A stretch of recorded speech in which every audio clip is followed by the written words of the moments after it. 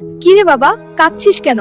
কাঁদবো না কি করব? আমি আর পড়াশোনা করব না। এমন বলিস না বাবা। কিরে রাজা, তুই আজ প্রাইভেট পড়ায় আসলি না কেন? স্যার, আজ শরীরটা ভালো ছিল না। আর রকি, তাহলে তুই আমার কাছে প্রাইভেট পড়বি না? স্যার, আমি তো সবই পারি, তাই প্রাইভেট পড়ার প্রয়োজন নাই। আচ্ছা ছেলেরা, আমি এখন যাই, তোমরা খেলতে থাকো। ধন্যবাদ। হ্যাঁ স্যার, ভালো থাকবেন। আচ্ছা রকি, তুই তো সব পড়া পারিস, কিন্তু স্যার তোকে প্রাইভেট পড়তে বলে কেন? আমি জানি না রে। দোস্ত, সামনে তো পরীক্ষা, তুই আমাকে হেল্প করবি না? তুই না প্রাইভেট পড়িস, স্যারই তোকে হেল্প করবে। আরে কি যে বলিস, তুই ছাড়া আমার পাস কখনো সম্ভব না। চিন্তা করিস না, আমি আছি তো। আজ যাই বন্ধু, দেরি হলে মা টেনশন করবে। ঠিক আছে, সাবধানে যা।